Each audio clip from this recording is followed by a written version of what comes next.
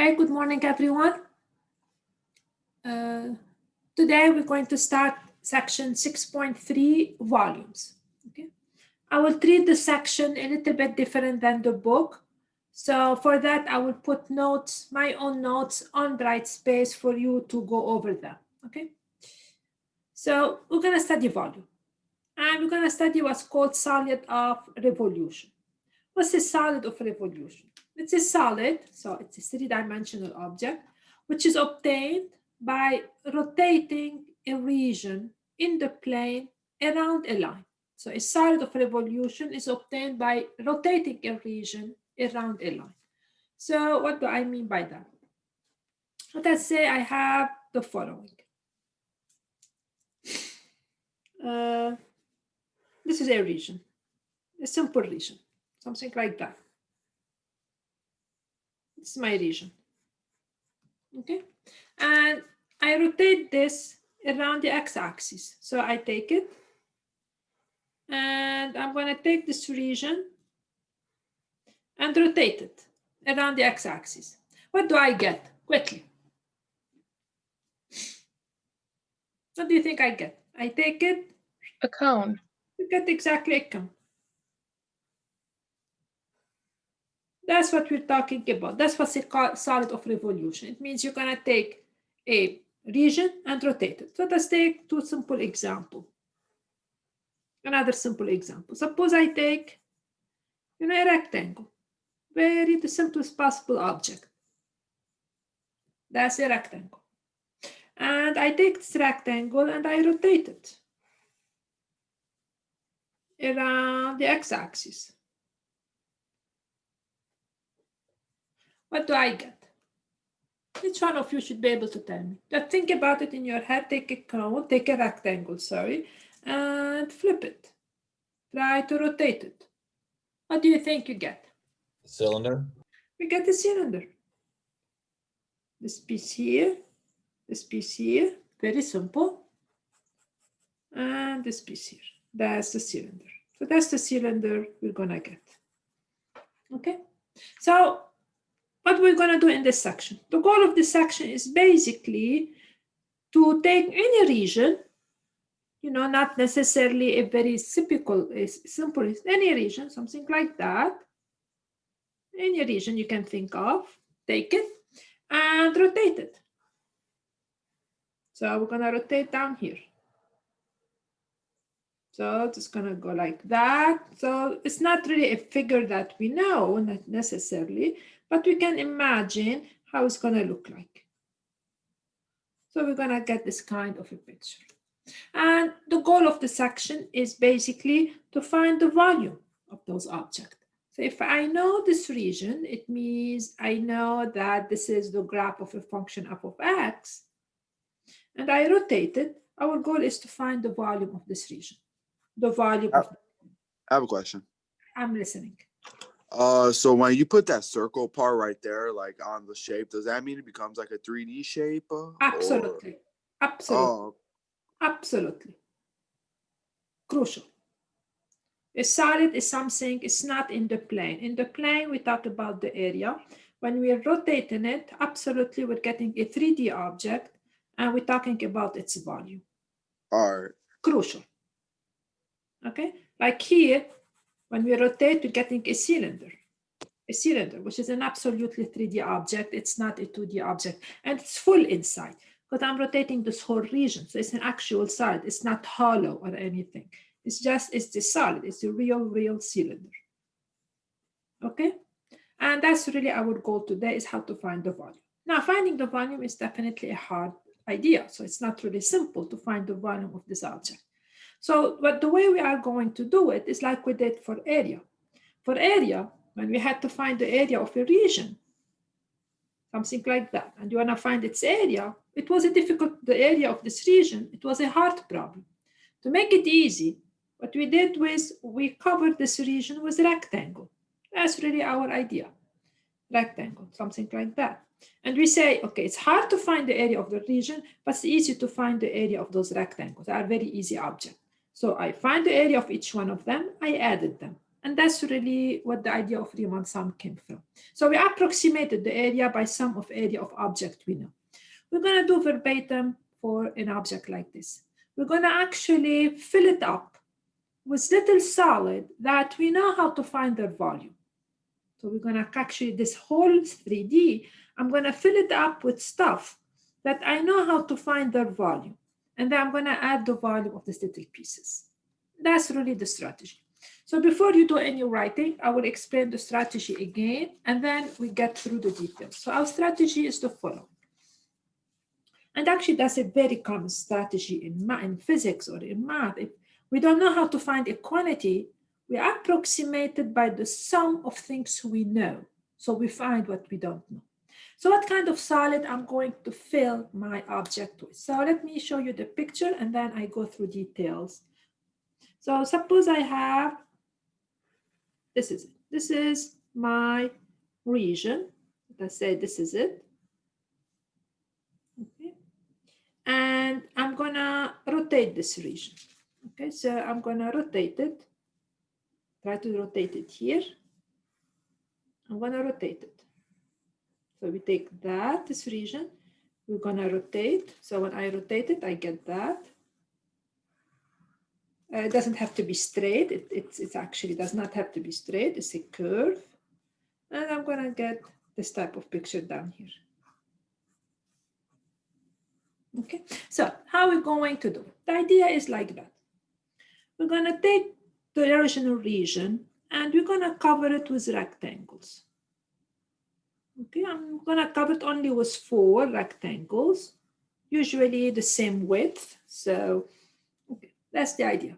And then what we're going to do is rotate every rectangle by itself and fill up the region. Now, how are we gonna do that? If I have this rectangle and I'm gonna rotate it, so actually, let me draw a better one. Okay, this is my region here. I'm gonna rotate it around the x-axis. So this goes like that and this. Okay, so this is my A and this is my B. So what we're gonna do is we're gonna fill the original region with rectangles. So these are my rectangles. Okay, that's my original region. This is B. Okay, what I'm going to do is I'm gonna rotate every rectangle. And watch what's gonna happen. I'm gonna rotate my first rectangle. I'm gonna get the cylinder. Okay, that's how I'm gonna start filling the whole region. Then I'm gonna take the rectangle next to it and I'm gonna rotate it. This is gonna give me another cylinder. So now I have one cylinder next to another one. Then I'm gonna rotate the third rectangle. I'm gonna rotate it right there. This is my rotation. And I'm going to get another cylinder.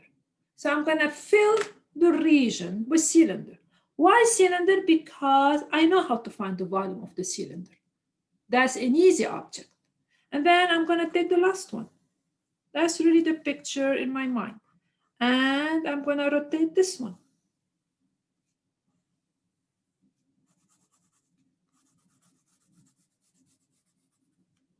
That's really gonna be the picture. What I'm gonna approximate the whole volume with? I'm gonna approximate it with the volume of the cylinder, plus the volume of that, plus the volume, plus the volume of that. Now, of course, if I take only 4 cylinders, I will not be able to totally fill up the region.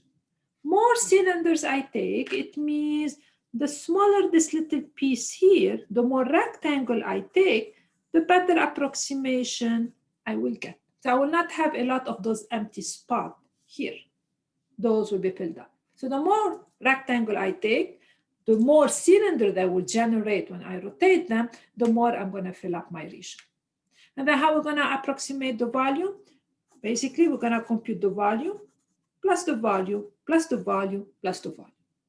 And in general, if I have like 100 subdivision, I will have 100 volumes to compute. So that's really the strategy we are going to follow in this problem. Okay, so let's get started. I'll set up the problem, and basically what I'm going to do is I'm going to just take this picture and say, okay, when I rotate every piece, what I'm going to get? What's the volume of this little piece? When we add them and we see what we get. That's really our strategy for those problems. All right. So that's the picture. So the setup is the following. Actually, before I do the setup, I'm going to talk about something called a disk. So what is a disk? Okay. A disk is nothing more than a cylinder. It's a cylinder, which is a very thin cylinder. A disk is a cylinder with very small height. Very small height. In other words, very thin. In other words, very thin cylinder. Imagine a quarter. A quarter is a cylinder. You think of a quarter, it's a cylinder where the thickness is really, really very, very tiny. Because it has a thickness, it's very, very tiny. That's what I'm thinking about when it disk. So the disk for me is just a cylinder, regular cylinder. But from here to here, this is very small. So this is the height. It's very small. That's really what we mean by we say a disk. Very small. Now, what's the volume of a disk? Which is basically what's the volume of a cylinder.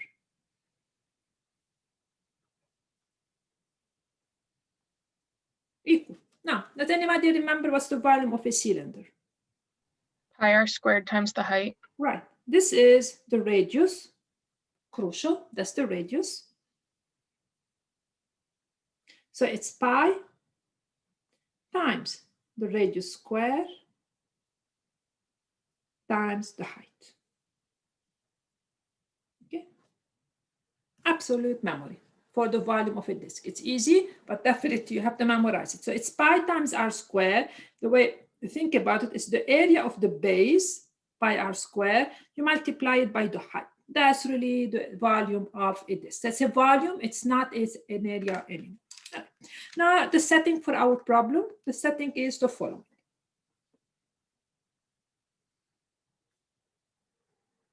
That's my setting. Let S be the solid. So now I am 3D. Obtained by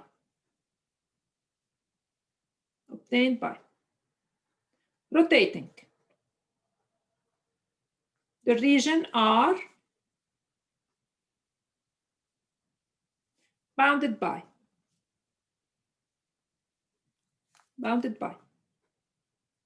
the graph of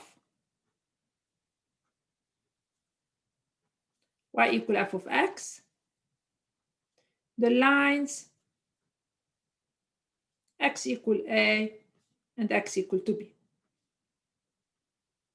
obtained by rotating around the x-axis. So obtained by rotating the region R bounded by the graph y equal f of x, the line x around the x-axis.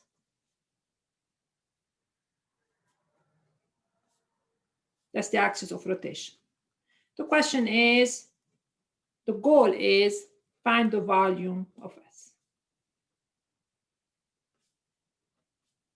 So that's my setup. So we have a solid. It's obtained by rotating the region bounded by the graph of F, the lines x equal a, x equal to b, around the x-axis. That's what we're going to rotate around. The question is, find the volume of the region S. That's really my setup.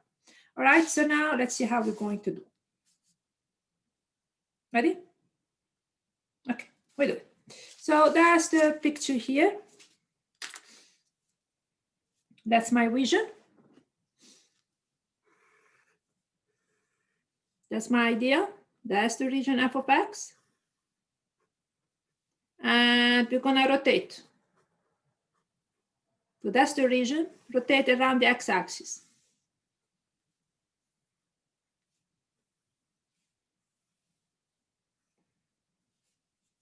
kind of. That's the solid. Here we're going to have a three-dimensional object. That's my solid S, and that's my region. All right. The way we're going to do it is, first we're going to divide the interval AB. So we're going to divide. This is A, and this is B.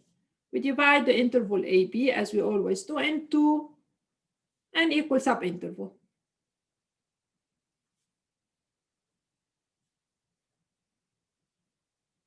Okay, that's what we're going to do, as we did before. Okay. Now, and then of length delta x, that's the width or the length of width delta x. So we're gonna start subdividing this into little pieces. And then what we're going to do is we're gonna cover the region with rectangle. We're gonna cover it with rectangle, thin rectangle. Thin vertical rectangle. That's what we're going to do. So we're going to cover this, as I said before, with rectangle. You don't have to draw the picture. Okay. And then we're going to rotate each rectangle. That's what we're going to do. And then we rotate each rectangle. We get a disk.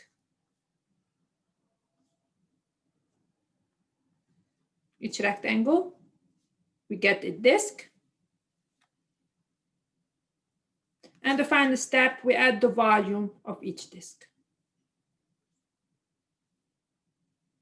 The volume of each disk. That's really the strategy that we are going to follow. So we're going to take those disks, basically, and I'm going to rotate them like that. That's the picture I drew.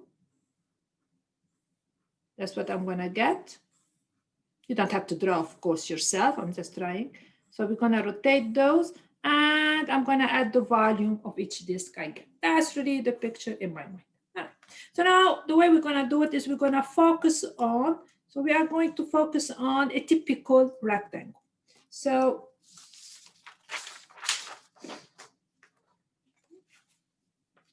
now the math, which is not going to be hard at all here. So now this is my region. And I'm going to focus fully on one rectangle. Here.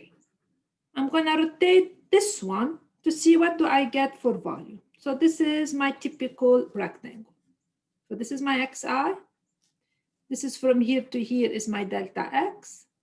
And this is the graph of f. I'm going to rotate. So that's a typical rectangle. Now we're going to rotate. I draw it on another picture because I keep this one for labeling. We're going to rotate this typical rectangle. I rotate this.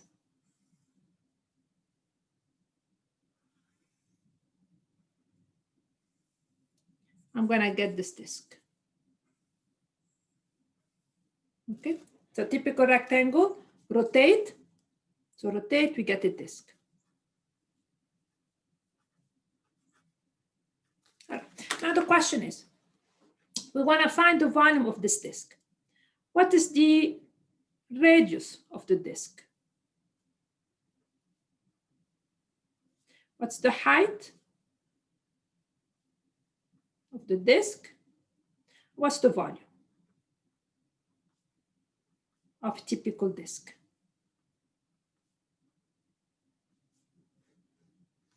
Okay, now let's do that. And almost will be done. What's the radius of the disk, of a typical disk? So now typical.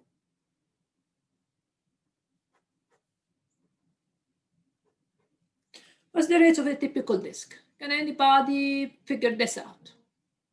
F of x. Exactly. This is xi from here to here. So the radius is this piece right here. That's the radius. Everybody see the radius. Crucial to understand the picture. That's the radius. When I'm rotating, that's the radius from here to here. So the radius is the value of the function at xi. What's the height of the disk? The height is from here to here. Because when I'm rotating, that's the height from here to here.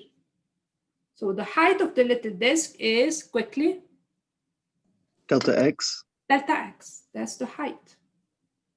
That's each disk by itself. I'm focusing on every disk by itself. So the volume of every disk is pi times the radius square, which is f of xi, times the delta x. So every one of those disks, when I rotate it, that's the volume of every one of them. Now, what's the volume of the solid? An approximation. So the volume of the solid is almost equal to the sum of the volume of the approximating disk. Of the approximating disk. At this stage, what I am doing, at this stage now, I'm rotating every one of them, and I'm going to add the volume plus the volume plus the volume plus the volume. That's what I'm going to do at this stage. So the volume of the solid is almost equal to the sum of this volume of the approximating disk. But each approximating disk, I know what its volume. So it's the summation of volumes. The little volume, the volume of each disk, I'm adding that. But each disk has for the volume this quantity right here. Delta x, I equals 0 to n minus 1. So where is this sum is coming from? We have to fully understand why I'm taking the sum. The first term of the sum is obtained by rotating the first disk. That's really the idea. So that's the volume. The first term of the sum is the volume of the first disk. The second term of the sum is the volume of the disk next to it. The third term, the volume of the disk next to it. That's really what the summation is. So the summation now is this in my mind. I'm adding each one of them. And the idea that when n is large, when the number n, it means the number of subdivision becomes very large. It means the delta x is very, very tiny. It means my cylinder, basically my rectangle are filling up this region, totally filling it up. And then, so when n becomes very large, those rectangles are very thin, goes to infinity, then the sum, this Riemann sum, this is look like a Riemann sum, gives us basically become very close to the actual, become very close to the actual volume. So when n, the number of subdivisions become too large, adding those will give me the volume. So what's going to be the volume of the solid? It's the limit as n tends to infinity of the sum of those sums.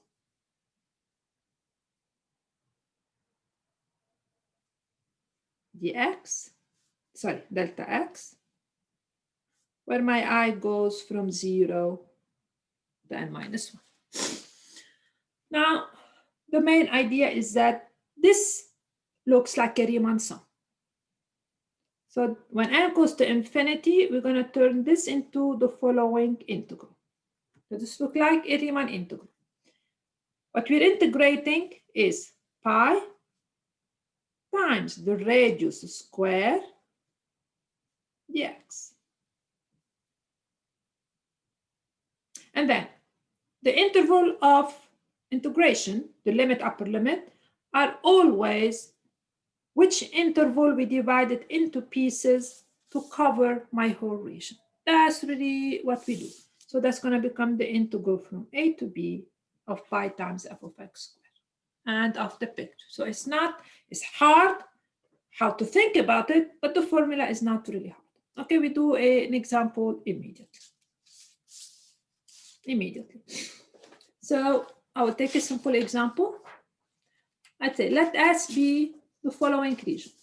Question is, find the volume, for example. Find the volume.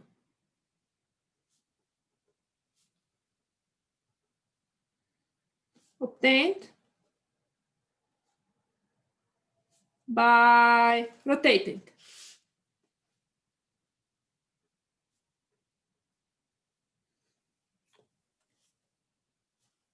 Okay, the given region, the one I'm going to draw in a second, the given region about the x-axis.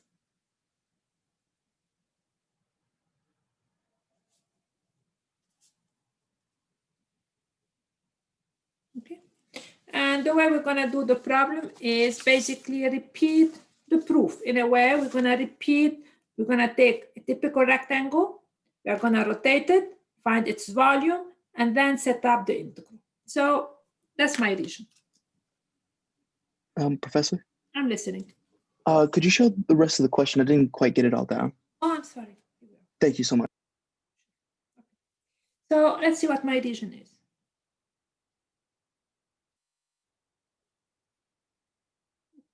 I'm just going to take the one I started with. So I'm going to take this region. Suppose this is y equal to x. So that's the graph of the function y equal to x. And I'm going to take this to 1. Okay. And that's my region. I'm going to rotate. And this is going to give me a curve.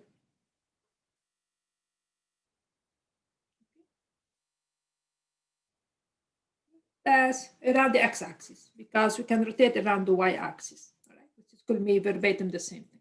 Okay. Now I'm going to find the volume. Okay. What's the idea? I'm going to take a typical rectangle. That's my rectangle. That's the rectangle. That's a typical one. So I call this xi, a typical one. And I usually don't draw the cylinder on the same picture. I draw it here because when the problem becomes more complicated, I need this to be where we need for labeling. So I'm going to take this picture and I'm going to rotate a typical rectangle. So I'm going to rotate it. Take this, rotate in my mind, and this will give me my cylinder. That's where my cylinder is coming from. Okay. And now we're going to find the volume of a typical cylinder. So the radius of a typical disk, actually we call it disk because the delta x should be very small, is equal height of a typical disk is and the volume. Be careful, we need volume in this case.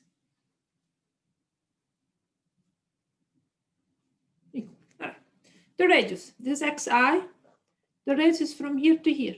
That's the radius, it's from here to here. That's the radius. So in turn, that's the radius. That's what we mean by labeling the picture. But if this is xi, this point right here is the value of the function at xi.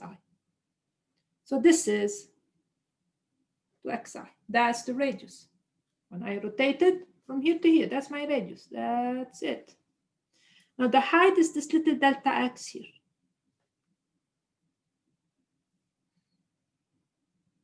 So the volume is pi times the radius square times the little height. It's very, very thin pieces. So that's my 2xi. That's the volume of a typical disk. And now the idea is that the volume of the solid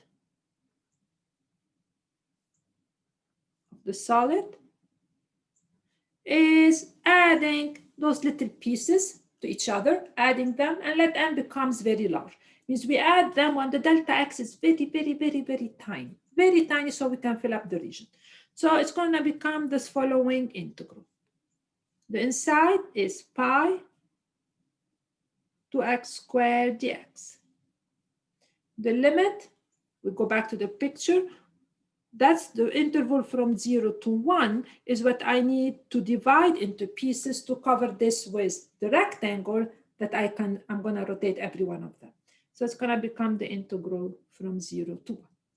The rest is actually integrating. So that's what give me pi is a constant. I can get it out. 2x squared is 4x squared dx. And it's going to give me basically the volume of the cone. So now that's going to give me 4 pi. I can take it out. 1/3 x cubed between 0 and 1. So finally, I will get I have a 4. question. Of course. Should Yeah. the delta x be included in the integral? No, it's the dx. The delta x become dx. Oh, okay. Yeah, no, that's what the dx represent in the problem. The dx in the integral represent the delta x in the Riemann sum. Okay? The dx is not something you just tag to every integral. The dx represent the delta x. Understood? Yeah. Yeah, crucial.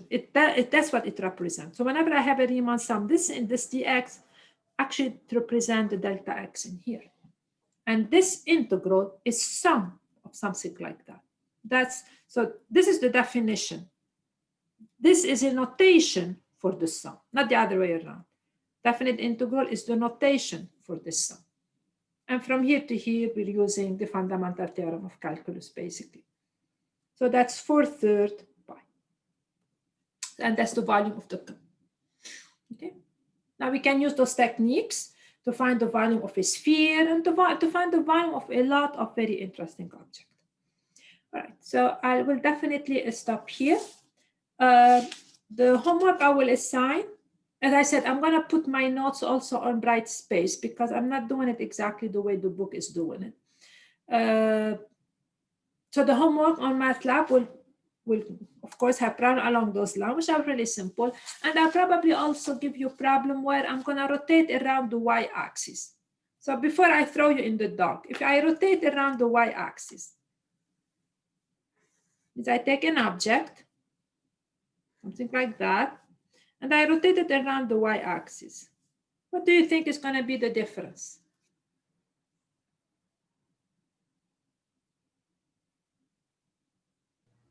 The slope? Slope? No, how's gonna be the difference in our way of thinking? Are you gonna use like horizontal? Exactly, verbatim, nothing different.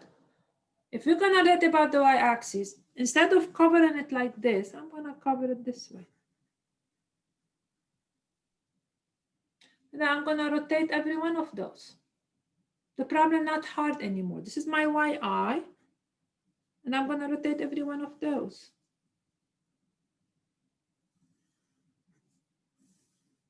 It's gonna generate a cylinder. I'm gonna compute the volume of the cylinder. The radius is gonna be from here to here. The height is gonna be delta y. My variable is gonna be y. It's the same thing, but this time I do everything horizontally. It's the same thing, but this time I'm gonna do everything horizontally instead of doing it vertically. Okay, so I'm gonna assign problem along those lines, and since, of course, I answer all your questions on Monday, you will be in a good shape, but I want you to think about those this way. All right, any questions before we start the quiz? Okay, so please get going. You know where to find the quiz, I hope by now. I'll share the screen one more time for it, and then I think you guys should be fine. So, okay, that's your course. We go to content. Here we are, and we go to quizzes and exam, action. And then quiz 2. You click on quiz 2, and you should have it in front of you. Okay, so the first question, I'm asking you to show a typical approximating rectangle, label it and find its area. So I need the whole ideas, write the Riemann sum, and then set up the integral and evaluate. The second one, sketch the area, draw a typical rectangle, label, find its area. I'm not asking for the Riemann sum, set up and evaluate. The last two problems, no Riemann sum, nothing. I just want you to set up. And I want to do that in two ways. First, vertical, then horizontal. Get going. So the last problem, just set up. You don't have to explain.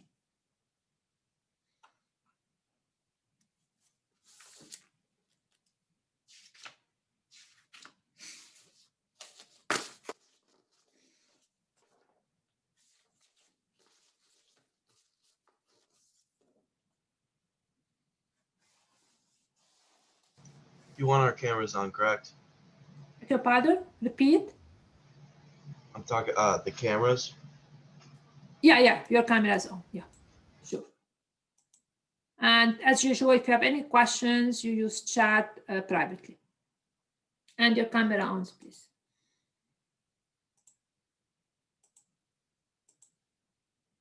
Those who don't have their camera on, please get in the habit of putting it on. I hate to bug you every time.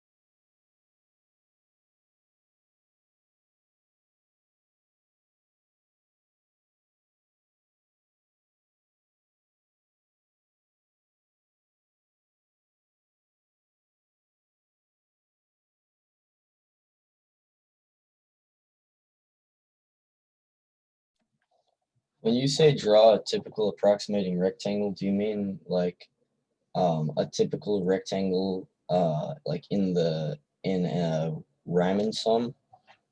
Or are you saying to shade Like what I the did, like what you've been doing. So whatever your graph is, I don't know how your graph, you should know how to do it. Mhm, Okay, whatever your graph is, suppose it's your graph. mhm. Okay, my typical rectangle is this one. Yeah, that's what I was saying. That's what I was saying. Yeah, just to make sure. Okay. Okay, and Okay. label it. It means tells me what's the height here, what's the width. Oh, okay. Okay, that's Got it. what labeling means. Okay, got it. Thank you. Sure.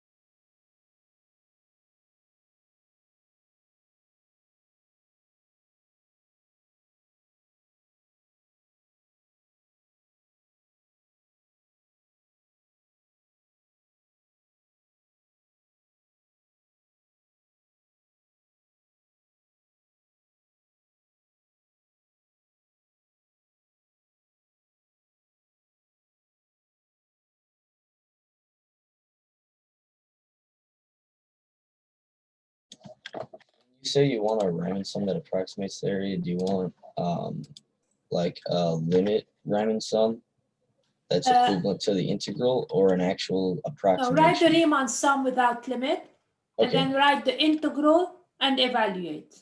Okay. Okay? Yeah. Sorry for all the questions. Thank you.